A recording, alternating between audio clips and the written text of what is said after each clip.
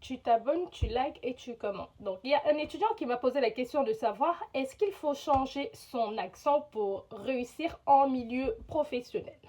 Donc, j'ai décidé de reprendre par une toute petite histoire. Donc, moi, je viens de la fac et dans la fac dans laquelle j'étais, il y avait le système d'échange, donc les Erasmus. Et ces personnes qui venaient d'ailleurs partout dans le monde, chacun venait un peu avec son accent. Il y avait les Espagnols qui venaient avec leur accent espagnol, les Anglais pareil. Donc, voilà. On est en France, quand tu parles le français par exemple avec l'accent espagnol, ça se ressent très très rapidement. Et moi aussi qui vous parle, je suis étudiante étrangère.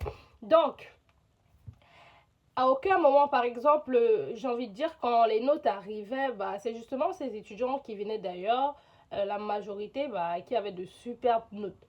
Et ça ne venait jamais à notre esprit de nous dire non, comme il a l'accent, comme il n'a pas, on va rester dans notre coin. Non, on partait directement vers eux. Quand on constatait qu'ils avaient de bonnes notes, peu importe la personne, on partait directement vers eux. Dès qu'on avait un souci, dès qu'on ne comprenait pas un cours, on partait directement vers la personne. On sentait qu'il pouvait nous apporter une valeur ajoutée. Et c'est pareil dans le monde professionnel.